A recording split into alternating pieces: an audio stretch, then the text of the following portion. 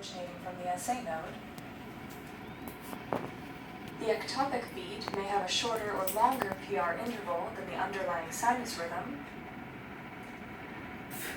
A 1-to-1 P to QRS relationship without extra QRS complexes. And the QRS complex and QT interval that are both generally normal, but the ectopic beat's QRS complex may be widened. The treatment for PACs is to find and then correct the underlying pathology as necessary. Occasional PACs can be a normal variant. They do sometimes cause upsetting palpitations. When 3 or more PACs occur consecutively, it is referred to as paroxysmal atrial tachycardia, or PAT. This produces a very rapid, regular heartbeat that begins suddenly as a consequence of a re-entry phenomena, often passing through the AV node. PAT can occur in individuals with or without underlying structural heart disease.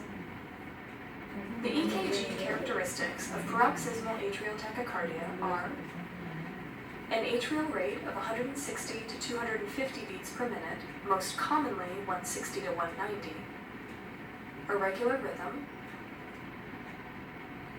a P wave that is usually varied in shape from the sinus rhythm, a usually normal PR interval, but occasionally slightly longer or shorter than normal, or not measurable if it is hidden in the T wave of the preceding QRS complex, which sometimes occurs.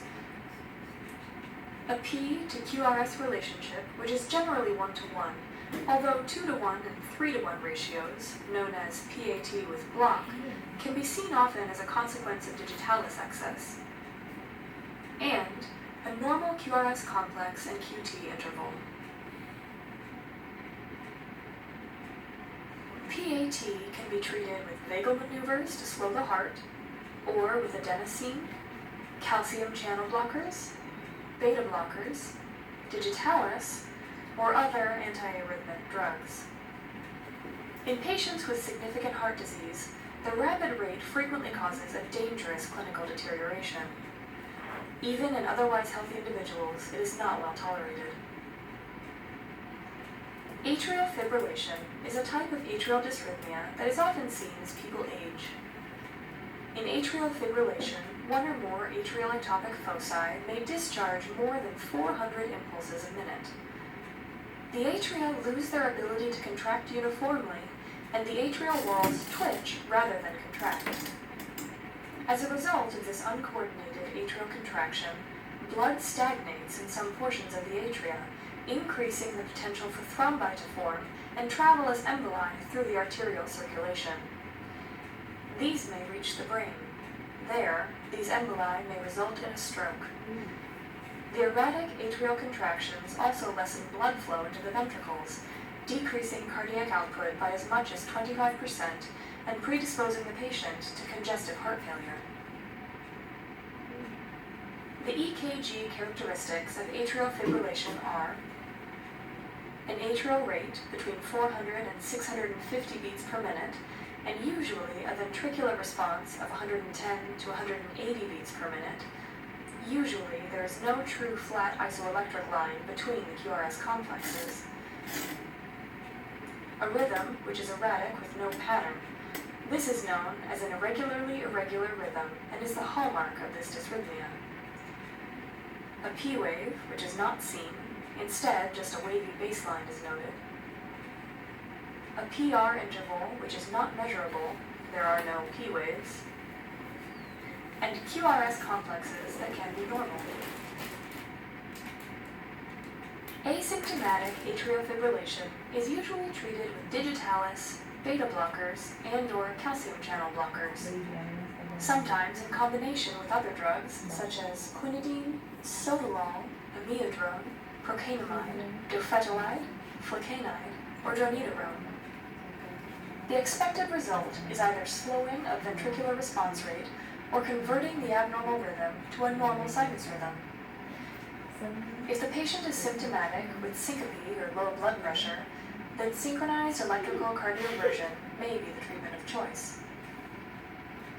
Pulmonary vein isolation ablation is an invasive procedure in which the interior of the left atrium of the heart is accessed, and the area around the pulmonary veins is mapped, and the areas of electrical overstimulation are heat ablated or burned, so they can no longer conduct an electrical impulse. This therapy is appropriate only for patients with non-chronic atrial fibrillation in whom less invasive therapies have failed to maintain sinus rhythm. Success rates vary from patient to patient, depending greatly on factors such as comorbidities, length of time they have had atrial fibrillation, and patient age. In patients with chronic atrial fibrillation, the addition of anticoagulants is almost always necessary to decrease the risk of a thromboembolic stroke. Since the early 1950s, warfarin was really the only anticoagulant therapy available for patients with chronic atrial fibrillation. But since late 2010 in the US, earlier in many other countries, other anticoagulant drugs such as dabigatran, rivaroxaban, and apixaban have become available and are appropriate for some chronic AFib patients.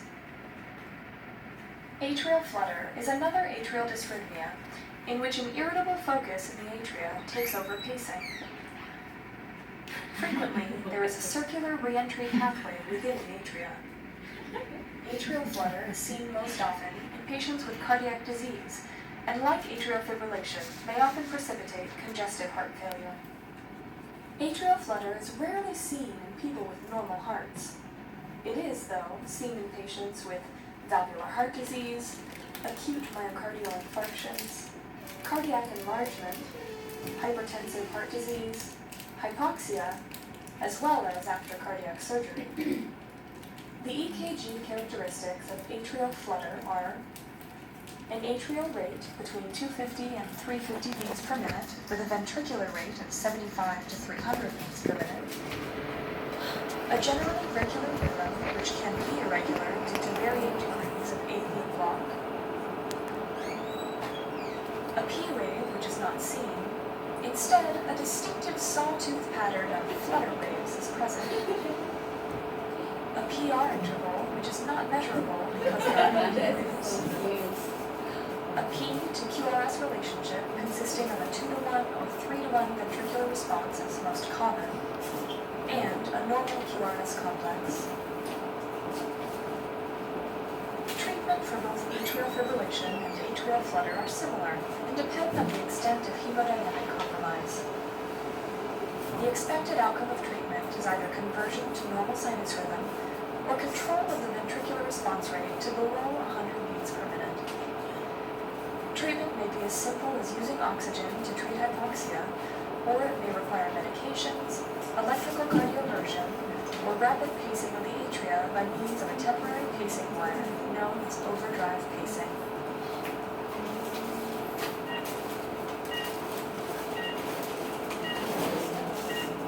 As mentioned in Program 1, the SA node is the heart's normal pacemaker. However, the AV node, also called the AV junction, can take over this role in certain cases of organic heart disease, atrial ischemia, myocardial infarction, or digitalis toxicity. The terms nodal, junctional, and AV junctional dysrhythmias are used interchangeably. All refer to a dysrhythmia originating in the AV node. In a junctional dysrhythmia, the impulse originating in the AV node travels first to the ventricles. It can also be conducted up to stimulate the atria. Known as retrograde conduction, this abnormal mechanism in which the impulses reach the ventricles before reaching the atria can often decrease cardiac output, especially when the ventricular rate is very slow or very fast. Consequently, junctional arrhythmias are serious. They decrease cardiac output in patients already compromised by heart disease and may lead to congestive heart failure. If the AV node takes over as the dominant pacemaker site for only one beat, it is called a premature junctional beat. If the AV node takes over as the dominant pacemaker site for a succession of beats, the patient is in junctional rhythm. The EKG characteristics of a junctional dysrhythmia are a rate of 40 to 60 beats per minute, usually a regular rhythm, If there is retrograde conduction, a P wave which is inverted in lead 2, where it is normally upright. P waves may occur before, during, or after the QRS complex, depending on the location of the pacemaker site in the AV junction. And a normal QRS complex at a QT interval not preceded by normal P waves. If the patient's ventricular rate is slow, cardiac output may decrease. Atropine or pacing may be used to increase the ventricular rate. A junctional rhythm between 60 and 100 beats per minute is called an accelerated junctional rhythm. A junctional rhythm of more than 100 beats per minute is called junctional tachycardia. The EKG characteristics of junctional tachycardia are a rate that is faster than 100 beats per minute, a usually regular rhythm, QRS complexes that are normal without a preceding normal P wave, and a normal QRS complex and QT interval. With the loss of a coordinated P wave, or if the ventricular rate is very rapid, cardiac output may be compromised. Treatment includes correcting the underlying cause.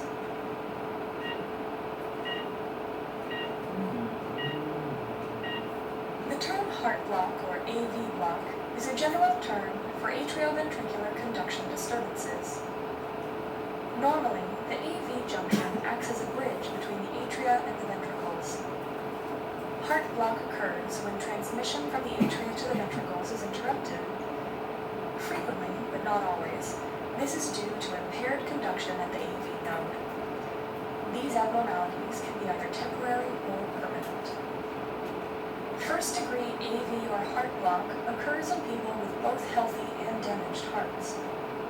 The more common causes of first-degree AV block are inferior myocardial infarction, digitalis excess, hyperkalemia, increased vagal tone, or myocarditis. Employing the 7-step method used in previous programs of this series to systemically analyze dysrhythmias, the EKG characteristics of first-degree heart block are irregular rate, irregular sinus rhythm, that is, with consistent P to P intervals, a P wave with a normal shape, upright, smooth, and round in lead 2, an abnormal PR interval of over 0.20 seconds, indicating a prolonged conduction from atria to ventricle, a P to QRS relationship of 1:1, and a QRS complex and QT interval that are usually normal. The treatment of a patient with first-degree AV block includes treating the underlying cause and observing for progression to more serious AV block. There are two types of second-degree heart block: Mobitz type 1, or Wenckebach phenomenon, and Mobitz type 2 block. Mobitz type 1, or Wenckebach phenomenon, occurs at the AV node above the bundle of His. This type of heart block is often seen with an acute inferior myocardial infarction, or digitalis excess. The EKG characteristics of second-degree heart block, Mobitz type 1, or Wenckebach phenomenon are a variable rate with a constant P to B interval,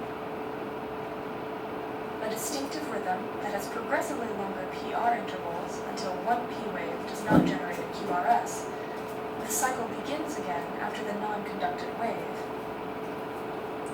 A P wave with normal shape, and a QRS complex and QT interval that are usually normal.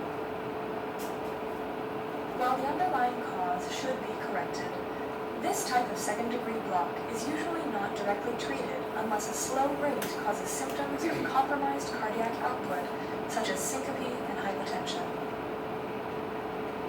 Mobitz type 2 second-degree heart block usually occurs below the bundle of His. This is a more serious type of heart block and is usually associated with advanced disease of the conduction system. The EKG characteristics of second-degree heart block, Mobitz type 2, are a variable rate, a regular sinus rhythm, a normal P wave, a PR interval, and a P to QRS relationship that may be normal or prolonged, but is constant until one P wave is not conducted to the ventricles, a QRS complex that is usually normal, and a QT interval that may be normal or slightly longer than the usual 0.44 seconds. Patients with this type of heart block are usually treated with artificial pacing. Moment's type 2 second-degree block is potentially unstable and can progress to a more serious type of block. Third-degree heart block occurs when there is a complete block of atrial impulses at any point in the conduction system. In third-degree heart block, usually intrinsic pacemaker cells in the ventricle take over to stimulate the ventricles to contract. This ventricular escape rhythm usually has a rate of 20 to 30 beats per minute. Third-degree heart block is seen most commonly due to degeneration of the conduction tissues, often with the added effects of cardiac drugs. The most commonly associated medications are beta blockers and calcium channel blockers. The EKG characteristics of third-degree heart block or complete heart block are an atrial rate, which is usually normal with consistent P-to-P intervals, a regular, predictable rhythm with a ventricular rate often less than 30 beats per minute and a nearly constant R-to-R interval, a normally configured P-wave, a PR interval that is not measurable because there is no fixed relationship between the P-wave and the QRS complex, no atrial stimulation is reaching the ventricles, and a QRS complex that may be either normal or, more commonly, very widened. Freaking eat a sandwich and I have You are our man. The result of third-degree heart block is an incomplete or erratic filling of the ventricles, leading to an inconsistent stroke volume and decreased cardiac output. Ventricular pacing tissue is unstable, and there is a severe risk of asystole. Treatment of third-degree heart block includes urgent external or transthoracic pacing, emergency temporary transvenous pacing, and/or atropine for acute symptomatic episodes. Permanent pacing is indicated for chronic third-degree or complete heart block.